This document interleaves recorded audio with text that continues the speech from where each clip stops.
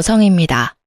이 나이가 되도록 살면서 후회 한 번 안 해봤다고 하면 거짓이겠죠? 네, 저도 다른 사람들처럼 왜 그랬을까 하고 후회하는 일이 한두 가지 정도 있습니다. 저는 본디 없는 집에서 자라서 잡초처럼 컸어요. 그래서 후회보다는 앞에 닥친 일들을 해결하느라 언제나 바쁘고 급하게 살았습니다. 그래서 크게 후회하는 일이 많지 않음에도 지금까지도 후회 막심한 일은 바로 결혼이었어요. 남편과 저는 나이 차이가 있습니다. 남편이 저보다 7살 연상이죠. 연애 때는 그런 남편이 어른처럼 보여서 듬직했어요. 당시 저는 전문대학을 졸업하고 간호사로 첫 발을 뗐을 무렵이었어요. 남편은 교사로 당시에도 힘든 일정을 소화하고 있었죠. 남편과 잘 될 거라는 생각은 그다지 해본 적 없어요. 첫 연애였고 남편의 직업도 교사인데 남편 집안도 모두 교육자 집안이셨거든요. 자격지심을 가지려는 건 아니지만 저희 부모님이 호프집을 운영하며 힘들게 살고 계시는 걸 생각하면 어쩐지 저희 둘이 맺어지는 건 힘들겠다라는 생각을 어렴풋이 마음속에 하고 있었던 건지도 몰라요. 남편이 제게 프로포즈를 했을 때는 이래도 되나 싶은 생각이 들어서 부모님한테는 말씀드린 거예요? 하고 물어봤을 정도라니까요. 그리고 제 예상대로 남편 집안의 반대는 심했어요. 특히 시모는 꼴랑 전문대 졸업해서 간호사 일하는 어린 여자애는 믿을 수가 없다며 저와의 결혼을 반대했죠. 이때 제가 모진 마음 먹고 나도 싫다고 퇴짜놓고 돌아섰더라면 제 인생에 그런 대환장 파티는 일어나지 않았을지도 모르죠. 그렇지만 당시 저는 그런 당돌함을 가지기에는 너무 세상에 찌들어 있었고 결국은 흘러가는 대로 일이 진행되었어요. 남편은 강경하게 저와의 결혼을 요구했고 결국 그게 시부에 의해 받아들여지면서 결혼까지 하게 된 거였거든요. 결혼이라는 큰 산을 넘고 나니 더 큰 산이 남아있더랬죠. 바로 고부 갈등이라는 거대한 산이었죠. 그런데 당시 집안에는 손위의 동서 형님이 한 분 계셨거든요. 대학원을 졸업한 재원에 여러모로 잘난 분이셨죠. 시모와의 고부 갈등은 거의 대부분이 이 형님을 통한 것이라고 해도 과언이 아닐 정도였어요. 형님에 대한 사랑이 지극한 시모가 저를 홀대하고 차별하는 것은 물론 저희 친정까지 싸잡아 아래로 보더군요. 그래도 결혼 초에는 남편과 사이가 좋아 감당할 수 있었지만 어느 순간부터 저에게 상식이 모자라다 평가하며 훈수질하는 남편놈 때문에 사이가 급속도로 나빠지기 시작하면서 그마저도 감당하기 힘들어졌죠. 그럼에도 결혼 생활을 유지해온 건 든든한 아들 덕분이었어요. 저는 제가 전문대를 나온 간호사라는 걸 절대로 부끄럽게 생각한 적이 없어요. 제 주변에서는 취직도 잘 되는 직업에 정년 없이 일할 수 있는 이 직업을 무척 좋아했으니까요. 그런데 유독 이 시댁에서는 그것보다는 학벌을 더 중요시 하더라고요. 전문대는 대학으로도 안 친다고 말이죠. 그러면서 제게 일을 그만두고 남편 내조나 잘하라고 하더군요. 결국 저는 간호사 일마저 그만두고 전업주부로 몇 년을 있어야 했어요. 그런 제가 이 결혼 생활에 마침내 종지부를 찍을 수 있도록 도와준 사건이 하나 생겼어요. 그날은 추석 명절이었어요. 여자라면 누구나 스트레스를 받는 그날에 모두가 모인 자리에서 말이죠. 저는 부엌에서 전을 굽고 있었어요. 결혼 초부터 그때까지 계속 이어져 오던 일이었고 솔직히 그때쯤에는 그냥 기계처럼 일을 하고 있었던 것 같아요. 그런 제 귀로 시모와 형님의 이야기가 들려오더라고요. 어머님, 가방 너무 고마워요. 잘 쓸게요. 이렇게 비싼 가방 사주실 거라고는 생각도 못해서 제가 잘해드리지도 못하고 명절에도 자주 못 오는데 너무 죄송해요. 아유, 예. 그런 말 하지 마라. 너같이 번듯한 며느리가 있어서 나는 너무 좋아. 바쁘면 못 올 수도 있는 거지. 일은 둘째 시키면 되니까 걱정하지 말고 걔야 집에서 놀면서 남편 덕만 보는 애 아니니? 그러니 이런 일이라도 열심히 해야 하는 게 맞으니까 넌 그런 거 신경 쓰지 말고 편히 왔다 갔다 해. 그래도 동서 보기 미안해서 그렇죠. 이렇게 저만 또 가방 받고 나중에 차별한다고 저한테 뭐라 하면 어떡해요? 걔가 그런 마음 먹으면 그 길로 이 집안이랑은 끝인 거지.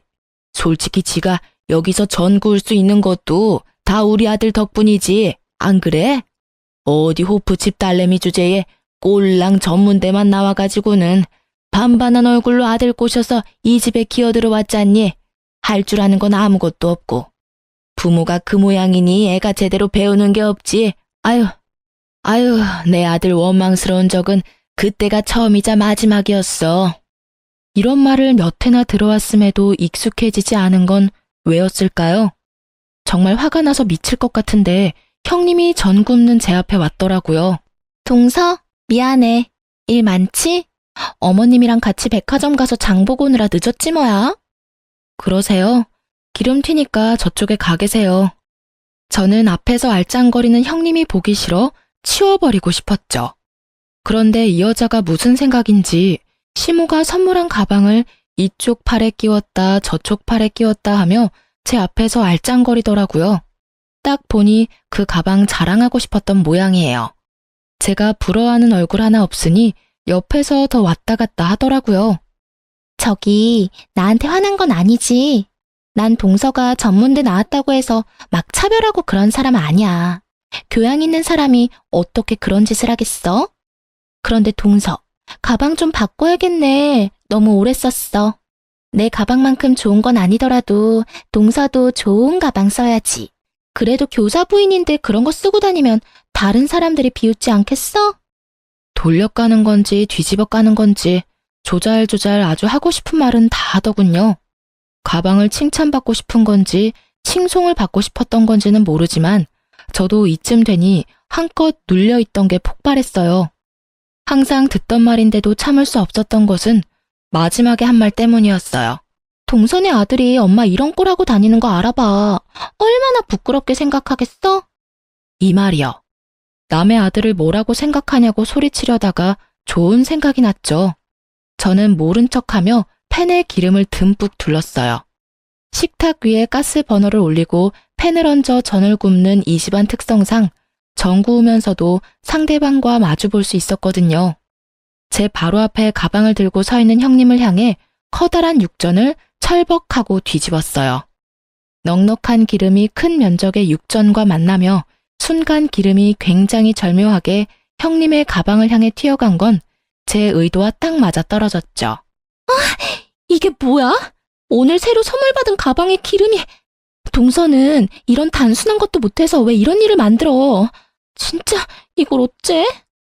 발을 동동 굴리며 귀한 명품 가방 살피는 형님 모습을 보며 저는 최대한 의아한 표정으로 낭창하게 말했죠. 방금 제가 기름 튀니까 저쪽에 가 계시라 했는데 왜 거기 계셨어요? 형님의 큰 소리에 시모와 남편이 무슨 일인가 싶어 부엌까지 달려왔더라고요. 시모는 자신이 사준 가방에 기름이 튄 걸 보더니 노발대발하셨죠. 아니, 이 비싼 가방에 왜 기름을 엎어? 너 자격지심이니? 너한테는 이런 가방 안 사줬다고 이렇게 못되게 구는 거야? 제가 그럴 필요가 뭐 있어요? 항상 하던 거 했고 저는 분명히 형님한테 거기서 그러지 말고 기름 튀니까 저쪽 가 있으라고 했거든요. 그리고 부엌에 누가 가방을 들고 들어와요.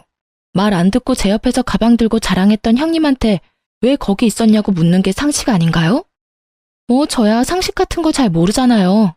기름 범벅에 전 굽느라 고생하는 아랫사람 앞에서 입만 놀리며 가방 자랑만 하는 게 상식이라면 뭐 할 말 없지만요. 뭐? 너 지금 말 다 했니? 어디서 어른한테 따박따박 말댔구야? 이래서 교양 없는 것들은. 우리도 너 같은 애 필요 없어. 아들놈 부탁에 집에 들여놨더니 집안 분란만 만들고. 시모의 그 말들을 중간에 뚝 잘라먹은 저는 제가 하고 싶은 말을 해버렸어요. 그리고 제가 모자란 데다가 혼자서 이거 다 하려니 집중력이 많이 떨어져서 그런데 이런 단순한 거는 뭐든 잘하는 형님이 좀 대신해주세요. 그러면서 형님의 손에 뒤집개를 손에 쥐어줬어요. 학식도 높고 교양도 있으시니까 잘하실 거라 믿어요. 저는 그 말 남기고 앞치마 풀어 식탁 위에 올려두고 제 가방 제 외투 챙겨서 시댁에서 나와버렸어요. 뭐 거기 있는 사람들 다 저보다 학식 높고 고명하시니 전 하나 굽는 거, 나물 무치는 거 못하겠어요? 그렇게 편안하게 집에 와 있었는데 2시간도 안 돼서 전화가 오더라고요. 예, 너 이렇게 일을 하다 말고 가는 경우가 어딨니? 네가 하던 일은 마저 해야지. 가방 일은 뭘 안 할 테니 와서 일이나 마저 하거라. 어머님, 형님이 저한테 그런 단순한 것도 못한다고 지적하셨으니까 앞으로 그 집에서 할 수 있는 일이 있나 모르겠어요. 저한테 지적한 형님이 저보다는 더 잘할 테니까 믿고 맡겨주세요. 비싼 가방 선물도 받았는데 전 하나 굽는 게 일이겠어요? 그런 거 없이도 죽어라 일만 하다 오는 며느리 별로 귀하지도 않잖아요. 앞으로 댁에 출입 안 할 테니 알아서 하셔요. 저같이 모질이한테 의지할 필요 있나요? 다들 저보다 아는 것도 많고 대단하신데. 너 지금 우리 비꼬는 거야? 너 내가 왜 그렇게 꼬였어? 그럼 오늘만이라도 와서 해. 필요 없다고 하신 분이 어머님이세요. 왜 자꾸 필요 없는 사람을 불러들이세요? 그냥 알아서 하세요. 저는 심드렁하게 말하고 뚝 끊어버렸어요. 솔직히 대들고 싶었던 마음을 삭히고 살아서 그런지 한마디 시원하게 하니 너무 좋더라고요. 그리고 그날 저녁 집으로 시모와 형님이 찾아왔더라고요. 비싼 명품 가방 하나 사들고요. 예, 미안해. 우리가 좀 너무했지? 그래, 너도 일부러 그런 거 아니란 거 잘 알아. 그래, 동서, 미안해. 내가 괜히 부엌에서 왔다 갔다 거리는 바람에 이런 일이 벌어졌는데 내가 동서한테 큰 소리 내서. 왜 이러나 싶었어요. 그런데 나중에 알았죠. 집안에 시끄러운 일 생기는 거 싫어하는 시부께서 분노의 소리를 내지르고 나서야 두 분들이 화들짝 놀라 찾아와 사과하고 있다는 걸요. 시부는 시모와 형님에게도 일하라며 소리를 질렀다고 하더라고요. 그런데 제가 하는 만큼 두 사람이 할 수 있을 리가 없잖아요. 결국 제대로 상도 못 차리자 시부가 열받아서 당장 둘째 데려오라고 했다더라고요. 시부에게 등 떠밀려온 미안한 마음 하나도 없어 보이는 그 얼굴을 보니 토가 나올 것 같았지만 가방은 잘 받아뒀어요. 가방에는 죄가 없으니까요. 그리고 시부도 저를 두둔하기 위해서 그런 거라기보다는 집안에 불씨가 자라나는 걸 두고 볼 수 없어서 화내신 거라 솔직히 시부도 제가 눈에 가시인 건 마찬가지일 거예요. 그들이 진정으로 제게 미안한 마음을 가졌다면 저도 시댁과의 관계를 개선해보려 할 수도 있었겠지만 전혀 그런 모습이 없기에 사무적인 관계로만 지냈어요. 지금 당장 불길은 잡았지만 불씨는 남겨진 그런 상황이었죠. 그런 타다남은 불씨에 다시 불을 지핀 것은 우리의 위대한 형님이셨어요. 형님 아들이 수능을 망치는 바람에 재수생이 됐거든요. 그게 저랑 무슨 관련이 있냐고요? 바로 저와 남편이 서울에 살고 있었거든요. 형님네는 수도권 외곽에 살고 있었고요. 만나자고 연락 왔을 때부터 안 나가고 싶더라니 애들 데리고 나갔는데 형님과 아주버님이 계시더라고요. 왔어? 앉아. 동서, 우리 아들 저번에 수능 점수가 아주 조금 모자라서 원하는 대학 못 갔거든. 학원을 보내려니 우리 집에서는 너무 멀어서 말이야. 혹시 동서네 집에서 애 좀 봐주면 안 될까? 별로 손 많이 안 가. 다 큰 성인이고 밥만 차려주면 돼. 그 이야기 듣는데 뒷골이 띵하더라고요. 하숙을 보내겠다는 이야기인데 밥만 줘라라고 말하는 게 참 열받았죠. 밥만 먹어요? 집에 빨래도 내놓을 거고 이것저것 전기도 쓰고 물도 쓰고 밤중에 늦게 들어오고 아무리 봐도 신경 쓸 게 한두 가지가 아니잖아요. 아니, 솔직히 제가 나열한 것만 해준다고 치면 할 수도 있을 거예요. 그런데 근본적으로 시조카가 싸가지가 없거든요. 누가 키웠는지 아주 자만과 오만으로 똘똘 뭉친 상또라이 같은 시조카라 처음부터 생각의 여지는 없었어요. 안 되겠는데요. 저희 집에 방도 없어요. 평수도 얼마 안 되는 집에 사람 하나 더 늘면 누워 잘 곳도 마땅치 않은데. 방이 없어?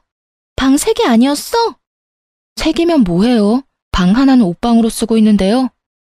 현실적인 제 말에 형님의 표정이 안 좋아지더라고요. 저는 그러든지 말든지 안 되는 건 안 되는 거니까 그런 형님 앞에 놔두고 밥만 먹었죠. 그랬더니 갑자기 남편이 젓가락을 탁 하고 놓더라고요. 당신은 왜 그렇게 공동체 의식이 없어? 형수가 부탁하는데 그렇게 냉정하게 반응해야 해?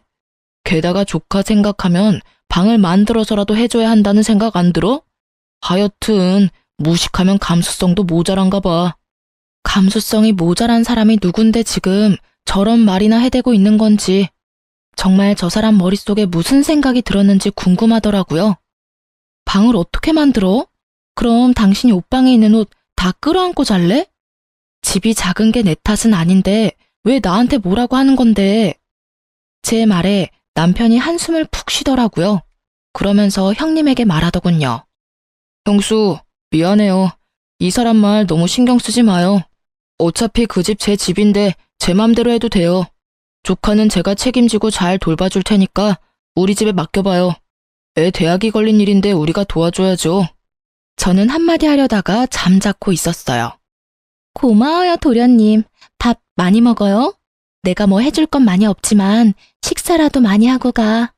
구체적으로 애를 맡으면 어떠한 식으로 살해를 하겠다는 말은 하지도 않고 그냥 사람 좋은 얼굴로 밥이나 먹는 남편을 보며 열이 받았지만 꾹 참았어요. 그렇게 밥을 먹으면서 어떡할까 생각하던 제 머릿속에 얼마 전에 연락 온 친구의 말이 떠올랐어요. 그걸 이용하면 되겠다 싶은 생각으로 남편에게 말했죠. 아 참, 그리고 나 다음 달부터 일하러 가.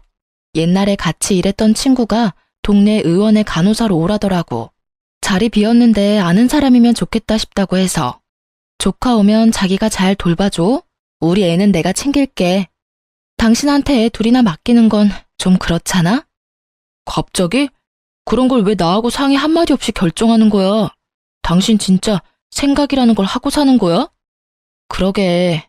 당신도 어차피 나하고 상의 없이 결정했잖아. 조카 받는 거. 그러니까 하나씩 주고받은 셈 쳐. 그러면 되지? 아, 그리고 당신은 내가 안 된다는데도 밀어붙였으니까 아예 내 말 같은 건 들을 생각도 없었다고 보면 되는 거지? 제 말에 남편은 말을 못 하더라고요. 지가 한 말을 그대로 해줬으니까요. 무슨 할 말이 있겠어요? 그렇게 조카와의 기묘한 동거가 시작됐습니다. 역시나 밥만 해서 해결될 문제는 아니었어요. 게다가 성인이 되니 술까지 마시고 들어오기도 하고 전화통화로 밤새 시끄럽게 굴기도 했죠. 저는 철저하게 사무적으로 대했어요. 아침밥도 우리 애 먼저 일찍 일어나게 하고 우리 애한테만 쏙 해주고 말았죠. 학원 마치고 집에 오는 아들 데리러 가는 것도 이제는 제 일이 되었고요. 다행히 제가 일을 시작해서 조카와 마주칠 일은 크게 없었어요. 그리고 남편은 열심히 조카 뒷바라지를 했죠. 대놓고 나한테 정도 없는 냉혈한이라며 욕하는데 욕하던지 말던지 저는 상관하지 않았어요. 욕을 한다는 건 자기가 지금 힘들다는 뜻이거든요. 왜 넌 나 안 도와주냐 이런 마음을 저한테 표현한 거고요. 아니 지가 원해서 저렇게 생고생하고 있는데 제가 뭘 도와줘요? 그리고 2달 정도 지나니 남편이 결국 백기를 들더군요. 도저히 못하겠으니 같이 도와달라고요. 미안한데 나도 바빠. 이렇게 될 줄 알고 내가 조카 받지 말자고 했잖아. 내 말 안 들은 건 당신이야. 당신 집이니까 조카한테 당신이 새로 집 하나 얻어주던지. 그 말을 듣고는 남편 얼굴이 잠시 동그래지더라고요. 무슨 생각을 하나 싶었는데 그 다음날부터 시모아 형님이 저를 만나러 왔더라고요. 예, 잘 지냈니? 조카 봐주느라 고생이 많아. 일까지 하느라 힘든데 네 몸은 네가 챙겨야지. 조카가 많이 힘들게 하지? 조카는 남편이 알아서 잘 챙기고 있어요. 그런데 무슨 일로 오셨어요? 다른 건 아니고 동서. 우리 아들 동선의 집에 있으니까 힘들잖아. 여태껏 애 맡겨놓고 우리도 해준 거 없어서 동서 몸보신 좀 시켜주려고 왔지. 나가서 같이 소고기라도 먹자, 응? 왜 이러나 싶었지만 일단 따라갔어요. 그리고 한창 밥 먹고 있으니 남편까지 왔더라고요. 저 사람이 왔으니 본론을 말하겠지 싶었는데 생각지도 못한 주제가 흘러나왔죠. 여보, 당신 앞으로 빌라 하나 있잖아. 그거 혹시 담보대출 받아서 조카 집 전세금으로 지원해주지 않을래? 뜬금없는 그 말에 쉴 새 없이 움직이던 젓가락이 뚝 멈췄어요. 그래, 동서. 우리도 그냥 해달라는 거 아니야. 매달 돈도 좀 줄 거고 나중에 대학만 붙으면 나머지 잔금도 다 돌려줄게. 아무리 생각해도 동선의 집에 계속 있는 건 무리잖아. 우리 애도 힘들어 보이고 동선애도 힘들지. 그래, 내가 가만 보니 그냥 놔두는 거보다는 대출 내서 우리 장손 대학 갈 때까지만이라도 도와주거라. 어차피 그 빌라 네 명이라며? 이런 일에 작은 어머니가 돼서 도움 좀 주면 좋잖아. 저번에 너 집에 못 들이겠다고 해서 우리 장손도 마음에 상처 많이 입었으니까 그거 만회한다고 생각하고 해줘, 응? 그래, 여보. 솔직히 나도 요새 조카 보랴 일하랴 너무 바쁘거든. 아무래도 조카도 혼자 있는 게 더 편해 보이고. 우리 아들도 이제 곧 입시 준비해야 하는데 당신도 신경 쓰이잖아, 그치? 3억이면 돼. 많이 바라지 않아. 딱 3억만 어떻게 안 될까? 저는 들고 있던 젓가락을 식탁 위에 던지듯 내려놓고 식사를 멈췄어요. 남의 재산에 눈독 들이려 알랑방구 끼는 이 사람들 모습에 밥맛이 뚝 떨어지더라고요. 결국 그들의 아양과 아부를 받으며 저희는 집에 돌아왔어요. 대답이 없는 저를 향해 남편이 재촉하더라고요. 아까 내 말 생각해봤어? 담보대출 3억만 받으면 딱 될 것 같은데. 3억이 누구 집 개 이름이야? 지금 나더러 그 빌라 앞으로 대출을 받으라고? 내 새끼도 아닌 남의 새끼 때문에? 당신 진짜 미쳤어? 그게 어떤 건데 그걸 탐내.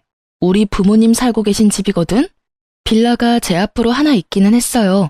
그치만 그 빌라가 순전히 제 것만은 아니었거든요. 제가 무슨 수로 돈을 모아서 그런 빌라를 가질 수 있겠어요.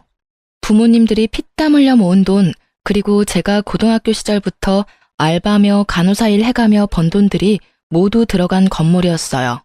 물론 샀을 때부터 크게 돈은 되지 않은 낡은 집이었지만 최근 그 빌라 앞으로 재개발이 걸려 있었거든요. 어릴 때 제대로 해준 거 없어 미안하다며 부모님이 굳이 제 명의로 해준 것뿐이고 현재는 부모님이 살고 있는 집이었죠. 아니, 누가 그 집에서 부모님 내쫓자고 했어? 그냥 담보대출만 받으면 되잖아. 어차피 다 낡아서 사줄 사람도 없는 빌라, 대출이라도 받아서 좋은 일 하면 당신도 기분 좋잖아. 이 이야기를 들으니 남편은 그게 재개발이 안 될 거라고 철석같이 믿고 있는 것처럼 보였어요. 당신 잘난 머리통에는 그 생각밖에 없어? 난 안 해줄 거야. 아니, 못해. 내가 왜 그걸 해줘야 해? 내 아들 이야기면 나도 어떻게든 해보겠는데 내 자식도 아니고 남의 자식이래. 왜 내가 거기까지 해야 하는데. 당신이야말로 미쳤지. 당신 애한테 그만큼 정성을 쏟아봐. 당신 진짜 이렇게 비협조적으로 굴 거야? 좋아. 당신 이러는 거 나도 이제 못 참아. 무식한 여자 데리고 살아줬으면 고맙다고 해도 모자랄 판국에 집안에 화근만 만들고. 직장일 나간다고? 난 허락 못하니까 직장 다니려면 이혼해. 당신이 어디 나 없이 제대로 살 수 있겠어? 내가 왜 못 살아? 나도 이제 직장 생겼고 충분히 혼자서 살 수 있어. 내가 여태껏 너희 집에서 그 수모 당하면서 왜 살았는데? 너 때문에 산 줄 아니? 내 아들 때문에 살아준 거야. 내 아들이 여기 있으니까. 애도 컸으니까 나도 이혼 걱정 안 해. 당신이랑 저 시댁 사람들 얼굴 보느니 이혼하는 게 나도 차라리 맘 편하지. 이혼하자는 남편의 말에 저도 덩달아 좋다고 이혼하자고 말했어요. 남편이 제 말에 도리어 놀라더군요. 그만큼 수동적으로 살아온 제가 이만큼 남편에게 대놓고 이야기하는 건 처음 있는 일이었거든요. 분위기는 냉랭해져 갔고 남편 놈은 저의 이혼하자는 말이 열받았던지 그 다음날 바로 이혼 서류를 들고 왔더라고요. 하자면 누가 못할 줄 알았나 보죠? 저는 서류 작성하고 내친 김에 남편에게 친권과 양육권 이야기까지 꺼냈어요. 이쯤 되니 남편도 당황하더라고요. 당신 진짜 나랑 이혼할 생각이야? 정말로 당신이 혼자서 집 살 수 있을 거라고 생각해? 애도 이제 고등학생이야. 입시 준비하려면 안정적인 환경이 필수라고. 나한테 화나서 이렇게 막 나가는 거면 내가 여기서 이해해 줄 테니까 그만해. 당신 이러는 건 당신은 물론이고 아들한테도 좋지 않아. 당신한테 화나서 이러는 거 아니야. 충분히 생각했고 그보다 더 긴 시간 동안 고민한 일이야. 제 말에 남편은 점점 급한 모양새였어요. 홧김에 꺼낸 이혼 이야기가 진짜가 될 줄은 몰랐나 보더라고요. 저는 남편이 당황하든 말든 이혼을 착착 진행해 나갔어요. 이혼 전문 변호사와 연락까지 하고 나니 남편도 제가 장난치는 게 아니라는 걸 깨닫고는 절 붙잡고 이야기하더라고요. 당신 진짜 이혼할 거야? 아니 왜 갑자기 이야기가 그렇게 되는데 나하고 헤어져서 잘 살 자신 있어? 그리고 아들은? 우리 아들 없이 당신 살 수 있어? 아들? 같이 데리고 갈 거야. 저번에 당신이 이혼하자 이야기했을 때부터 아들이랑 이야기했어. 어떻게 할 건지 아들한테 결정하라고 했고. 다 컸잖아. 자기 손으로 선택할 수도 있지. 제 말에 남편이 놀라 아들을 부르더라고요. 방에서 공부하던 아들은 심드렁한 표정으로 밖으로 나왔죠. 야, 너 말해봐. 엄마랑 무슨 이야기 했어? 엄마랑 아빠랑 이혼한다는 이야기 들었어? 네, 다 들었어요. 아버지가 이혼하자고 하셨다고 하던데요. 그래서 엄마가 저는 선택할 수 있는 입장이라고 저한테 가장 좋은 쪽으로 선택하라고 하셨어요. 야, 엄마랑 아빠 이혼 안 해. 아니 설사 이혼하더라도 너한테 그런 선택권은 없어. 아빠 곁 말고 네가 있을 곳이 있어? 잘 생각해봐. 너네 엄마 이제 막 직장 들어가서 일해봐야 얼마나 더 하겠냐? 게다가 엄마는 집도 없잖아. 아빠가 무슨 말씀하시는 건지 잘 알겠습니다. 그런데 저는 무조건 엄마 따라갈 거예요. 아들의 말에 남편이 흥분을 감추지 못하고 소리를 질렀어요. 왜 네가 엄마를 따라가? 엄마가 돈이 어디 있어서 너를 키워? 너 대학이라도 제대로 들어가고 번듯한 직업 가지려면 이 아빠가 너한테 훨씬 도움될 텐데. 근데 아빠는 왜 사촌형을 우리 집으로 데리고 들어오셨어요? 저한테 의견도 묻지 않고요. 최소한 비슷한 나이 또래 애들끼리 있게 되는 거면 저한테도 물어봤었어야죠. 그리고 아빠가 저한테 뭘 해주실 수 있는데요? 매번 저한테 공부 못한다고 뭐라 하시잖아요. 적어도 엄마는 그런 말 안 해요. 제가 하고 싶은 거 존중해 주신다고요. 아들의 말은 하나같이 남편의 가슴에 대못을 박는 말들 뿐이었어요. 남편도 나이가 들면서 시모처럼 좋은 대학원에 집착했거든요. 남편의 그런 집착에 아들은 더 반항했던 모양이고요. 그런 남편의 화살이 제게로 향했어요. 너, 네가 아들한테 바람 넣었지? 무슨 말을 어떻게 했길래 애가 나한테 저런 말을 할 수가 있어? 안 그래도 애가 너 닮아서 공부 못하는데 돈도 없이 애 학원은 어떻게 보낼 건데? 너 지금 이 집에서 나가면 인생 망하는 거야, 알아? 인생 망하는지 안 망하는지는 당신이 두고 보던가. 어린애가 아닌 이상 본인이 누구 따라갈지는 선택할 권리 충분히 있어. 애도 그거 잘 알고 선택할 거고. 그러니까 당신이나 나중에 후회하면서 질질 짜지 마. 얼마나 못해줬으면 애가 냉큼 엄마 따라간다 그러겠어? 결국 그날 남편은 열받아서 집안을 난장판으로 만들었고 저와 아들은 그런 남편을 피해 다니며 이혼을 진행했죠. 정말 힘든 여정이었어요. 그 와중에 시모가 연락 왔더라고요. 너 우리 아들이랑 이혼한다는 거 정말이니? 제정신이야? 내가 그렇게 반대할 때 그만두지 왜 이제 와서 이혼한다고 난리니? 너 때문에 너희 시아버지 얼마나 화가 나셨는 줄 알아? 집안 단속 제대로 못했다고 화내시는데 어떻게 책임질 거니? 제가 책임은 왜 져요? 어머님이랑 형님이랑 남편 셋이 모여서 가슴에 손을 얹고 생각 한번 해보세요. 제가 왜 이혼을 할까? 이러면 답이 나올 수도 있겠네요. 워낙 학식 좋고 교양 좋은 분들이시니까. 이혼은 할 만해서 이혼하는 거니까 제 걱정은 하지 마세요. 그리고 이혼 이야기도 남편이 먼저 꺼낸 거니까 왜 이혼하냐고 묻고 싶으면 아드님한테 물어보세요.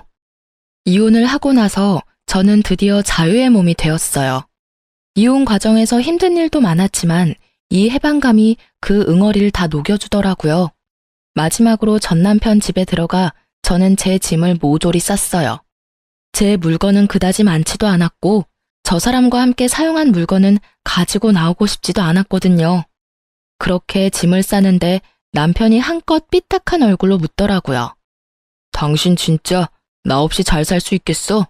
서울에 집 한 채나 구할 수 있겠냐고. 집도 없이, 그 허름한 장인어른 빌라로 기어 들어가려고? 거기 가면 애가 얼씨구나 좋다 하겠다, 응? 돈 한 푼 없이 이혼하면서 애까지 데리고 나가다니 누가 들으면 욕해. 아들 인생 망친다고. 누가 돈 한 푼 없이 이혼한대? 나 돈 있어. 당신 모르고 있었구나? 나 이제 곧 다세대 건물 한 채 가진 건물주 되는데 거기 월세로 애 키우는 거야 쉽지.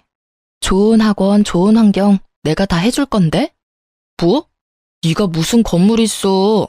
이혼할 때는 그런 거 없었잖아. 당신이 말하던 그 허름한 장인어른 빌라, 거기 재개발 비용이 나왔거든. 한다 만다 말도 많고 질질 끌기도 오래 끌었는데 결국은 재개발 된다더라. 그리고 근처에 있던 아버지 호프집 있지? 당신이 매번 크기만 하고 조잡하고 정신사납다던 그 호프집, 거기도 재개발 구역에 들어갔어. 거기는 도로로 바뀌는 모양이라 보상금도 많이 나오네. 그 돈 다 합쳐서 건물 한 채 샀어.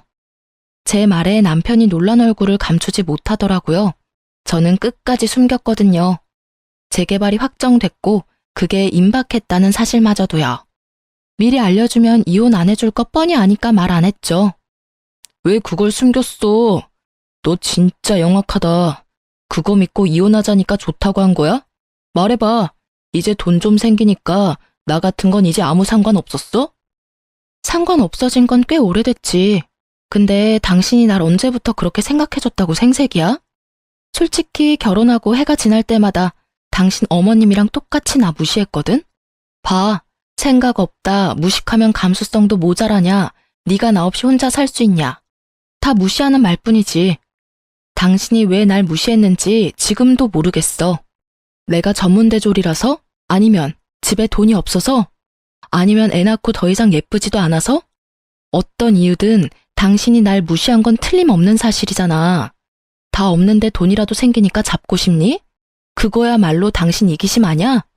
내가 언제 그랬다고. 나는 당신 무시한 적 없어. 그냥 살다 보면 그런 말들 가끔씩 할 수 있는 거고. 솔직히 난 기억도 잘 안 나는데 억울하다고. 당신 매번 나한테 상식도 없는 여자 운운했었지? 근데 상식 없어도 이 정도로 돈 있으면 살만 나지 않겠어? 무려 건물주인데 월세만도 얼마야? 설마 당신 그거 가지고 아들한테 바람 넣었어? 엄마 건물주 된다고? 그것만 가지고 넘어왔겠어? 나는 대신 아들한테 하고 싶은 거 하게 해준다고 했을 뿐이야. 자기 꿈을 펼칠 생각에 너무 즐거워하더라. 당신이 바라는 교사 아들 너무 싫대. 그래서 내가 아들이 진짜로 바라는 걸 주기로 한 거지. 언제나 무시하던 아들이랑 마누라한테 버림받은 기분이 어때? 남편 얼굴 보는데 너무 고소하더라고요. 어찌나 통쾌하던지. 그 일그러진 표정을 사진으로 찍어두고 싶을 만큼요. 그렇게 저는 짐을 다 싸서 아들과 나왔어요. 제가 집 나올 때 시모가 저한테 찾아와서 쌍욕을 다 하고 난리도 아니었어요. 그 점잖고 교양 있으시던 분이 말이죠. 제가 건물주가 됐다는 말 한마디에 아주 눈에 불을 켜고 찾아왔더라니까요. 너희 못된 년, 네가 감히 우리 아들을 가지고 놀았어? 이래서 사람 함부로 집에 들이는 거 아니라고 했는데. 그래, 우리도 너 같은 년 필요 없어. 가족들 힘들 때 도움 줄 생각도 하지 않고 자기 실속만 차리는 너 같은 건 우리 집안에도 필요 없는 사람이야. 그리고 네 아들도 마찬가지야. 공부도 못하는 핏줄 우리 집안에는 필요 없는 짐덩어리야. 나가봐. 너희들이 잘 살 수 있을 것 같지? 너네 여태껏 잘 산 거 다 우리 아들 덕분이야. 저한테 막말을 퍼붓는 게 아니라 제 아들에게까지 그런 말을 퍼부으니 저도 가만히 있지 못하겠더라고요. 공부. 그 집안 사람이 뭐가 그렇게 잘나서 다른 사람 욕해가면서 자기들 잘난 거 광고하고 다니세요? 누가 보면 그거 욕해요. 매번 교양 찾는 분이 그거야말로 교양 없는 짓이란 거 모르고 계세요? 그리고 그 집안에 필요 없는 짐덩어리는 우리 아들이 아니라 그 집 장손이겠죠. 그렇게 애지중지 오냐오냐 감싸도는데 아시잖아요. 저는 우리 아들 그렇게 안 키워요. 하고 싶은 거 하도록 키울 거예요. 그리고 이제부터 저희는 남남이니까 그런 말 삼가주세요. 결국 그렇게 이야기 마치고 저희는 새 집으로 돌아왔어요. 아들에게는 쉬엄쉬엄 공부하라고 했어요. 엄마 아빠의 이혼으로 아이 공부가 제대로 안 된 것 같아 미안한 마음뿐이었죠. 하지만 아들은 도리어 저를 위로해 주더라고요. 할머니한테 그런 소리 들은 거 마음 아프지 않냐고요. 저는 아들에게 그런 소리 전혀 마음에 담아두지 않는다고, 그러니까 너도 그런 소리 담아두지 말라고 당부했어요. 자신의 존재를 친할머니에게 부정당한 아들에게 더 이상 상처 주기 싫었거든요. 그런데 그 일이 있은 후부터 아들이 공부를 진지하게 생각하더라고요.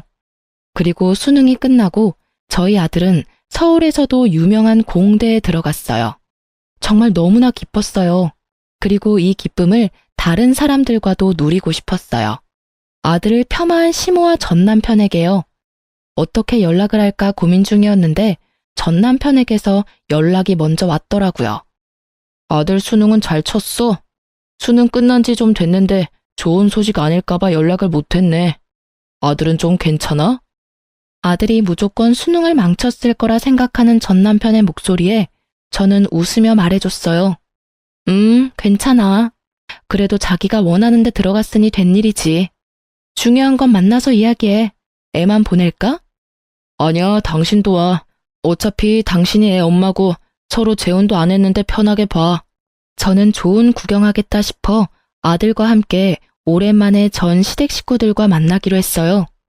그래, 어서 와라. 너 수능은 잘 쳤냐? 아들 보자마자 그렇게 묻는 남편을 보니 웃음밖에 안 나오더라고요. 벌써 그런 걸 물어봐요. 조카는 수능 잘 봤어요? 우리 아들은 아슬아슬하게 점수 미달이라 이번에도 다시 치려고 생각 중이야. 우리도 자기네 아들처럼 낮춰서 원하는 데 가라고 해야 할까 봐. 너무 높은 데를 지망하다 보니까 항상 아슬아슬하게 떨어지네. 삼수나 한마당에 정말로 아슬아슬했는지는 모르겠지만 그렇게 말하는 걸 보니 웃기더라고요. 조카는 여전히 당신이 봐주고 있어요? 그래, 어차피 방도 남아도는데 내가 봐줘야지. 우리 집안 장손일인데. 그리고 조금만 더 하면 될 것 같으니까. 여전히 사서 고생하고 있는 전 남편을 보니 웃기지도 않았어요. 그래서 너는 어디 붙었어? 지방대는 아니지? 네, 서울에 있는 대학 붙었어요. 공대요. 공대? 너 그쪽으로 관심 있었어? 무슨 공대 들어갔는데? 서울에서 제일 유명한 공대 들어갔어요. 원래 목표는 대전에 있는 공대인데 아무래도 거긴 중간부터 들어가기에는 너무 힘들더라고요. 그래서 차선으로 봐뒀던 곳으로 들어갔죠. 아들 말에 시댁 식구들 얼굴이 굳어가는 걸 보고 어찌나 즐겁던지요. 니들이 그렇게 무시하던 내 아들이 이 정도로 대단하다는 걸 보여주고 나니 정말 묵은 채증이 다 내려가는 것 같더라고요. 그러니까요. 원하던 곳에 못 들어가서 얼마나 속상해하는지. 거기도 좋은 곳이라고 이야기하긴 했는데 제 나름대로는 열심히 해서 그런지 아쉬움이 많더라고요. 네가 진짜 거길 들어갔어? 정말로? 못 믿는 것도 당연하죠. 저는 아들 수능 점수표를 가지고 와서 보여줬어요. 그걸 보는 남편 얼굴이 활짝 피었다가 다시 어두워졌다를 반복하더라고요. 그럴 수밖에요. 그렇게 머리 나쁘다고 욕한 아들 녀석이 좋은 대학에 들어가서 기분은 좋은데 그 아들이 온전히 자기 자식은 아니라는 생각이 들었을 테니까요. 형님은 아예 입도 떼지 않고 테이블만 쳐다보고 있더라고요. 예, 네가 진짜 우리 집안 핏줄이구나. 세상에 이렇게 잘난 손주를. 예, 안 되겠다. 손주 다시 데려와야겠어. 우리 집안에 이렇게 머리 좋은 애가 어디 다시 나오겠니? 데려가고 말고 할 것도 없어요. 아들이 이제 성인인데 본인이 알아서 행동하겠죠. 그 집안에 다시 가고 싶으면 가고 싶다고 할 거고, 저는 아들이 전 남편 만나고 싶다고 하면 말리지는 않을 거예요. 제 말에 시댁에서는 얼굴에 화색이 돌더라고요. 아들을 데려올 수 있겠다 싶었나 봐요. 그런데 아들이 거기서 시모를 보더니 한마디 던지더라고요. 근데 할머니, 저 이 집에 필요 없는 짐덩어리라면서요. 근데 제가 왜 이 집에 다시 돌아와야 돼요? 저는 엄마랑 계속 같이 살 거예요. 그리고 고맙습니다. 엄마 이혼하고 집 나오실 때 할머니가 엄마하고 저한테 필요 없는 것들이라고 욕해 주셔서 저도 정신 차리고 공부 열심히 했던 것 같아요. 그 말에 시모 얼굴은 새파래지고 시부 얼굴은 벌겋게 달아올랐어요. 이 여자가 당신 진짜로 이혼하는 아들 집 가서 며느리랑 손자한테 그딴 소리 했어? 아유, 여보, 그런 게 아니고 저는 그냥 멀쩡한 우리 아들 이혼남 만든 며느리가 미워서 정말로 그런 마음에서 한 말 아니에요. 믿어줘요. 아이고, 내가 집안 단속을 제대로 못했어. 이 옆에 내가 나 몰래 이런 짓을 하고 다니는지를 몰랐네. 장손이라고 끼고 도는 거 어쩔 수 없다 생각하고 눈 감아줬더니만 손주한테 그딴 소리나 하고. 말하기 전에 생각을 좀 해. 어른이면 상식 있고 교양 있게 행동하라고 내 몇 번을 이야기했어. 남의 모범이 되라는 건 바라지도 않아. 그냥 남들 하는 만큼만 하면 안 돼? 어? 왜 나한테 그래요? 틀린 말 한 거 하나도 없는데. 솔직히 그때는 공부 못했던 거 맞고 손주도 내 덕에 공부 열심히 하게 됐다고 고마워하잖소. 그게 고마워하는 거야? 비꼬는 거지?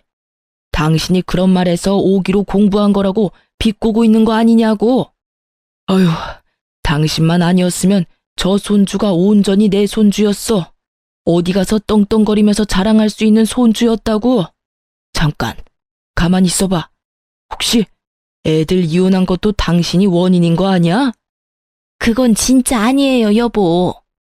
결국 시부는 우리가 이혼하게 된 이유에 대해 뒤늦게 모든 걸 알게 됐고, 내게 3억이라는 전세금을 요구한 걸 알고는 뒷골을 부여잡으며 쓰러질 뻔하셨어요. 그렇게 식사 자리는 엉망이 되었답니다. 그러나 제 기분은 너무 좋았죠. 그렇게 정말로 이혼의 종지부를 찍게 된 저는 여전히 아들과 잘 살고 있어요. 대학을 다니는 아들은 여전히 제게 잘하는 효자로 컸고요. 그리고 저는 뒤늦게 간호사로 일하며 돈 버는 즐거움을 느끼고 있어요. 집안에서 쓴소리 들으며 남편만 기다리던 제가 아니라 일을 하면서 꾸미고 수다 떠는 제가 지금 너무 좋거든요. 이 글을 쓰면서도 그때의 기억은 지금의 저를 괴롭히지만 그것이 저의 마음을 지배하고 있지는 않아요. 그때는 정말 그들의 모든 말들과 행동이 저를 지배하고 얽매고 있다고 느꼈거든요. 재혼은 할 생각 없고 이대로 아들 장가가는 거나 보고 친구들과 동료들과 즐거운 시간 많이 보낼 거예요. 지금도 그렇게 지내고 있는 중이고요. 글 읽어주신 분들에게 감사의 마음을 전하며 저는 또 일하러 가봅니다. 모두들 즐거운 하루 보내세요.